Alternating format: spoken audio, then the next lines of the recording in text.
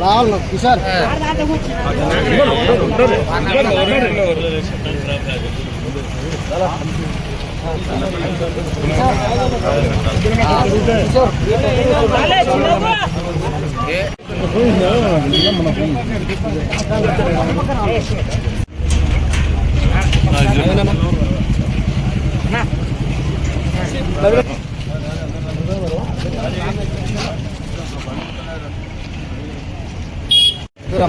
Okay right.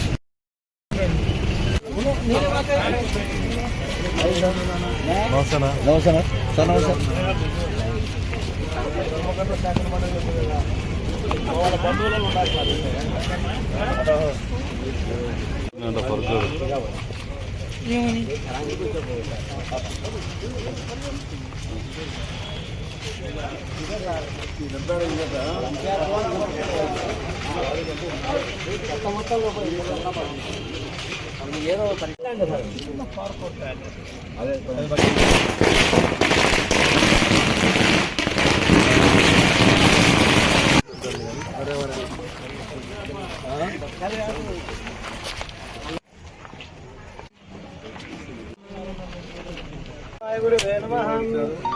ఓం గణానాం భవామహే కవిం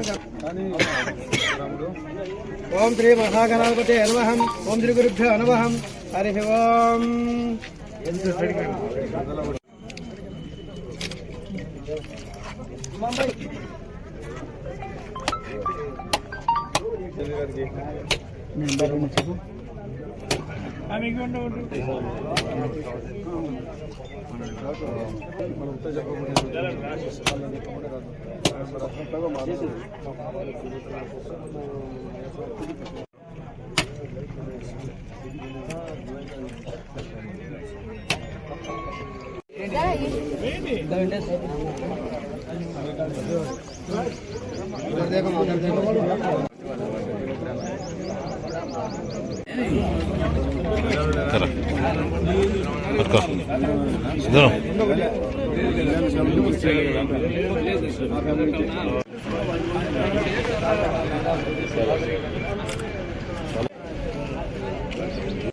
ఇప్పుడు కొంత స్థాయికి వచ్చింది ఇది.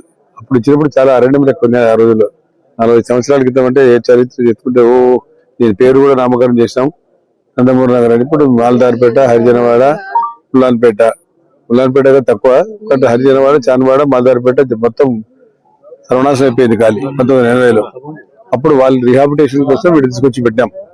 అప్పుడు చాలా మందికి మొత్తం ఈ ఇల్లే కాకుండా నంద్యాల పట్టణం ఉండే మాల్దారిపేట కానీ, చాన్వాడ కానీ వాళ్ళకు కూడా స్థలాలు ఇచ్చాం. కొంతమంది వచ్చారు, కొంతమంది రాలేదు. ఇప్పుడు చూస్తే నేనైతే ఉండగా కానీ చాలా మంది పోయినారు, చాలా మంది మారిపోయినారు. ఎక్కడ బయట వాళ్ళు వచ్చి స్థిర నివాసం ఏర్పరచుకున్నారు. సరే ఏదేమైనా సరే ఊరు పెరిగింది, పట్టణం పెరిగింది. ఆ రోజు ఇది కీర్తి చేసిన పెండగంటి కృష్ణ గారు ఉన్నారు, అయ్యప్పరెడ్డి గారు ఉన్నారు. అప్పుడు నేను కూడా ఉన్నాను, చైర్మన్ ఉన్నా. తర్వాత మళ్ళీ నేను మంత్రిగా రావడం, మరి ఇక్కడ చాలా వరకు ఇన్ఫ్రాస్ట్రక్చర్ డెవలప్ చేయడానికి చాలా సహకారం చేశాం. ఇప్పుడు ఏదైనా కానీ ఇప్పుడు కొంచెం ఇక ఈడ ఒక శాటిలైట్ టౌన్ అంటే ఒక నంద్యాల కాకుండా నంద్యాల అనుబంధంగా ఒక టౌన్ తయారవుతుందని చెప్పి ఇక్కడ ఏర్పాటు చేశాం. దీనికి అనుబంధంగా మళ్ళీ మీకు అందరూ తెలుసు వైఎస్ఆర్ నగర్ కూడా నేనే ఏర్పాటు చేశాం. 2003లో మన కలెక్టర్ అజయ్ జైన్ గారు ఉన్నప్పుడు, సాయి ప్రసాద్ గారు కలెక్టర్, అజయ్ జైన్ గారు చేసి ఉన్నప్పుడు వాళ్ళు పిలుచుకొచ్చి సరిపోవడం లేదని చెప్పి మళ్ళా ఎక్స్టెన్షన్ చేయాలి, 110 ఎకరాలు రైతులందరూ కూర్చోబెట్టుకుని ఇక్కడ సమావేశం ఏర్పాటు చేసుకుని మాట్లాడి ఒక అమికబుల్ రేట్ కోట్ చేసి ఆ రోజుల్లో 80,000 రూపాయలు, ₹1,00,000 లోపల చేశాం. కొంతమంది పెద్ద రైతులు ₹1,00,000 కావాలంటే ₹1,00,000, 90,000 90,000, మినిమం 80,000 ఎకరా తీసుకుని దాదాపు 110 ఎకరాలు తీసుకుని ఈ రోజు వైఎస్ఆర్ నగర్ దాన్ని నామకరణం చేసాం. మేము పోయిన తర్వాత అందరికి పట్టాలు వచ్చినాం. తర్వాత ఇప్పుడు అవి ఇవి రెండు కలిపితే నంద్యాల దాదాపుగా ఒక 10,000 జనాభా పైన ఇక్కడ ఉంది. నందమూరి నగరు, వైఎస్ఆర్ నగరు.